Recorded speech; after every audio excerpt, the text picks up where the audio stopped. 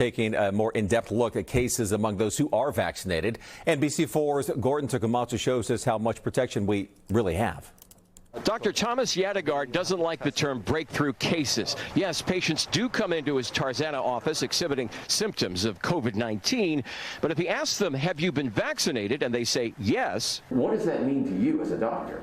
If they are vaccinated, that tells me that most likely that they are protected. Protected doesn't mean you can't get the virus, he explains. It means your chances of getting seriously ill or dying are greatly reduced. A breakthrough infection just means you tested positive. The vast majority don't get sick enough to, develop the severe part of the disease. Still, some do, and he realizes that even the smallest percentages can be discouraging.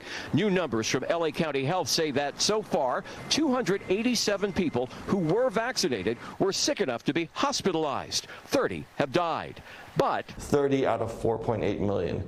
Those were not the odds that we're facing in the winter. For perspective, he says you can look at other vaccination efforts. The flu, for instance. Every year, millions of us get our flu shots, and millions of us never get seriously ill. But then 20 to 60,000 people end up dying from it. We're lucky the flu vaccine gets to about 60% effectiveness. By comparison, the hospitalization and death rates from COVID among vaccinated people are much, much lower. And like the flu, many of those are patients who had age or health-related issues before infection. But you still receive your flu vaccination every year, right? We sent News Chopper 4 to two COVID testing sites this morning, La Cañada, Flint Ridge, and Glendale, where we saw people lining up.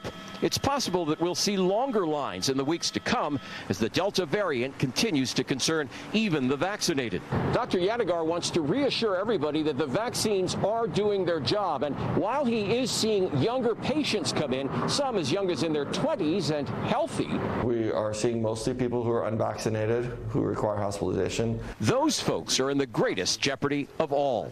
In Tarzana, Gordon Tokumatsu, NBC4 News.